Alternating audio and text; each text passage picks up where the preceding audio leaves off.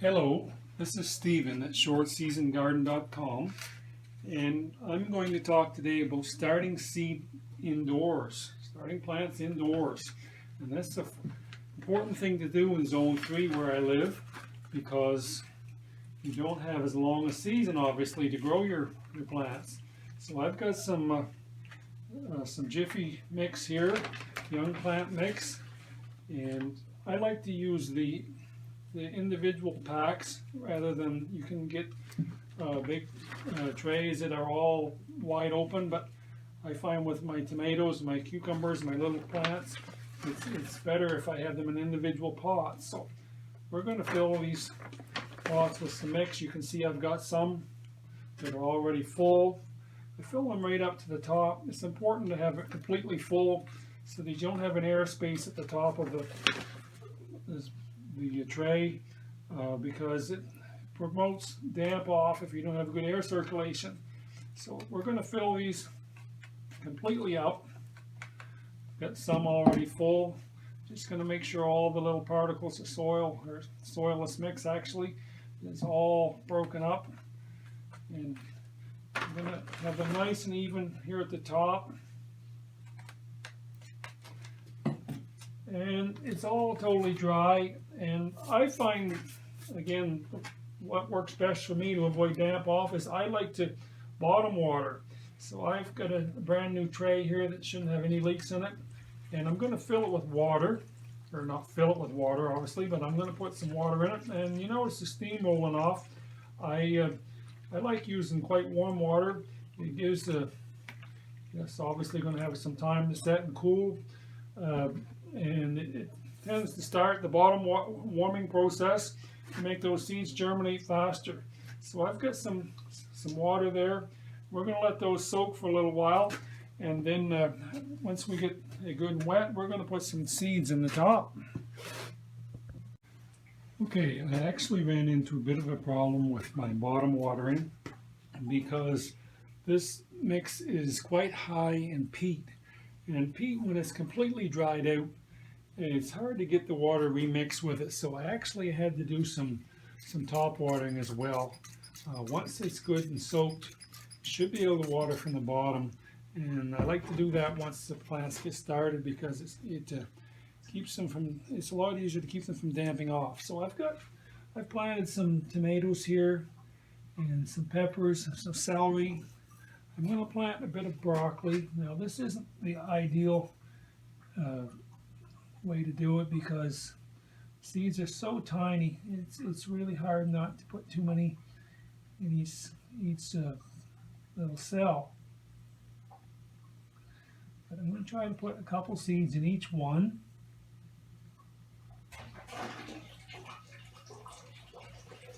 And we'll pour the rest of the seeds back into the package. And I'm also going to plant a bit of, so I'm going to mark that as well, put a little stick here to mark it. And I'm going to plant a bit of basil. Actually, this is broccoli. Okay, so I'm going to plant a little bit of basil as well.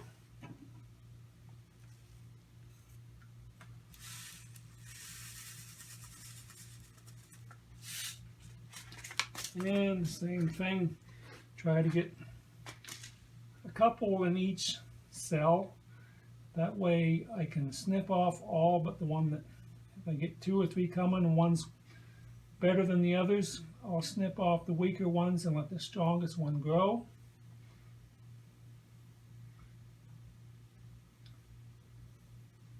Alright, and I'll mark that as well. Put those back in the package in a minute. But now what we're going to do is put some vermiculite on the top. And this really helps stop the damp off process. Get back over here where it can show better in the video. And I'm just going to lightly sprinkle over each cell, just enough. And what that does is it absorbs the water up the top of the cell, and helps a lot with keeping disease away from the new seedlings when they come. All right, so I'm going to do this with each little container.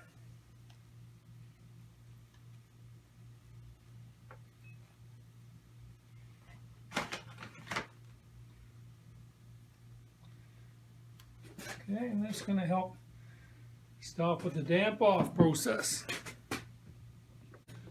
Now these little popsicle sticks are really going to be in the way because we're going to put a plastic dome over top. So we're just going to lay these down for now.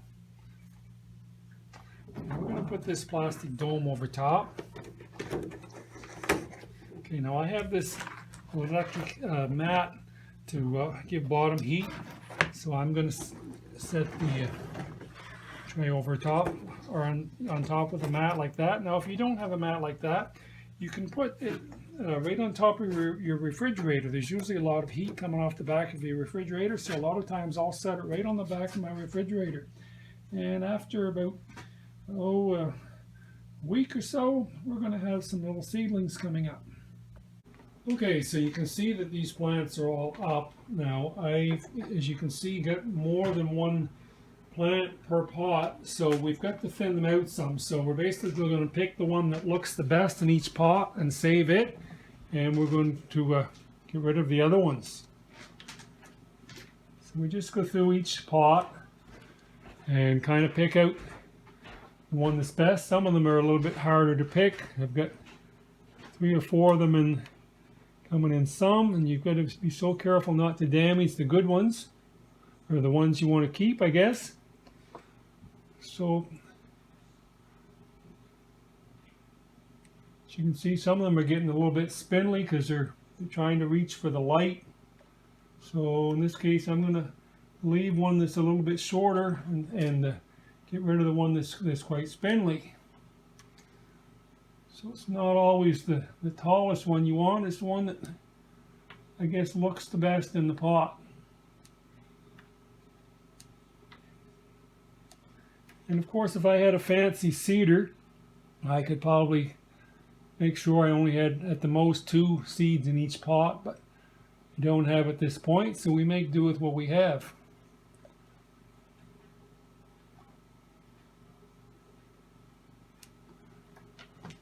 Alright, so I did 1 pot of tomatoes here. This is peppers, so we're going to do the same thing with these ones. Boy, it's hard to pick. You get 3 that all look pretty good. Which one do we save? Which ones do we cut? But it's a choice you have to make as a gardener. You have to thin, you have to prune, you have to get rid of what you don't need, so that the best ones can survive.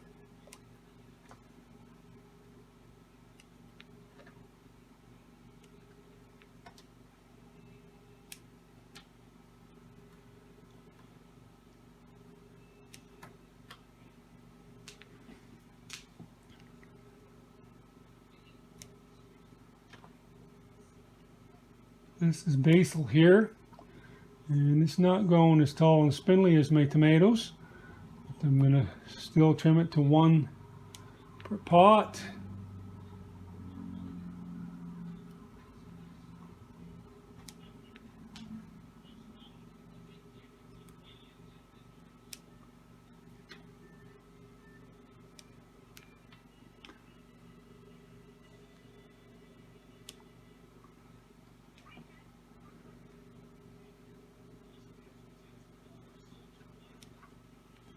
And finally over here with my broccoli. And the same thing, we're going to trim it back to just one plant per pot.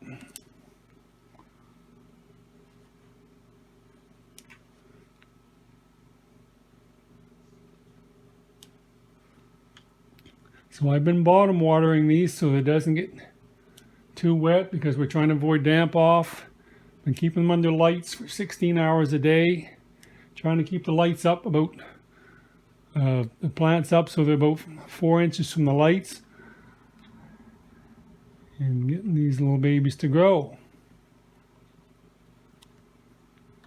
And we're almost finished here.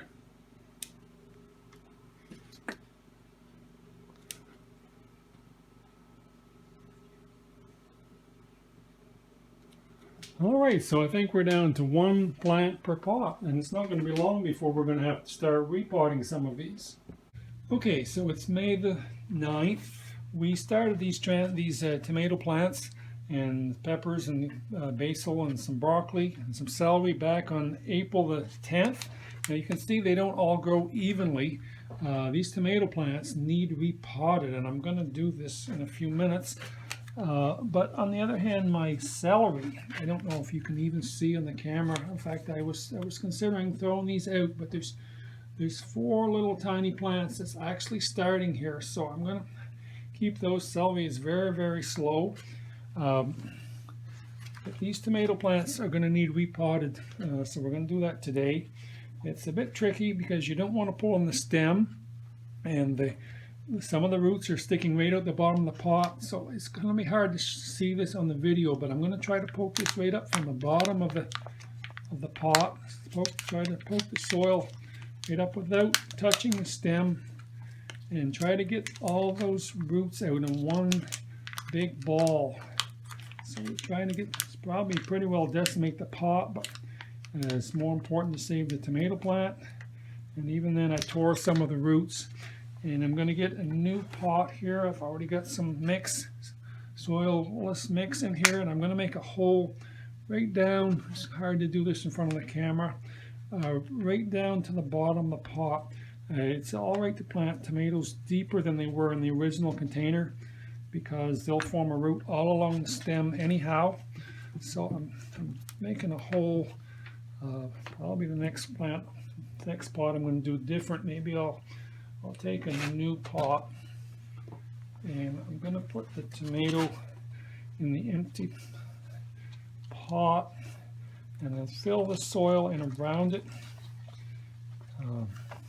It's really tricky whichever way you do it. You don't want to touch it any more than you absolutely have to, but I want as much of that original stem as possible to be buried, with just a little sticking out the top. And we try not to handle it any more than we need to. You've seen it on the video all right. And I'm going to put some mix along the top here, fill it right up to the top of the pot. So you can see that a lot of the plant is actually buried, which is fine. It'll grow some more roots along the stem. So that's how you repot a tomato plant. Okay, so I've got the tomato plants all repotted. They're under this light. Just raise it a little bit so we can see what we've got here. And they're all, the problem I had, of course, is they're taking a lot more space than they did before. So I've had to move my other plants, actually some of the tomato plants as well, and my broccoli, my basil, my peppers, and my celery are now in the window, which is good when the sun's out, but it doesn't give it as long light as and it's not as close to the light, I guess, as what you have under the grow lights. So there's a little give and take here, but anyway, they're all repotted and waiting for some good weather so that we can put them outside. So this is basically how you start seeds inside. Please go to subscribe to my YouTube channel, and also go to shortseasongarden.com to find more information about gardening in the short season in the north of Zone 3.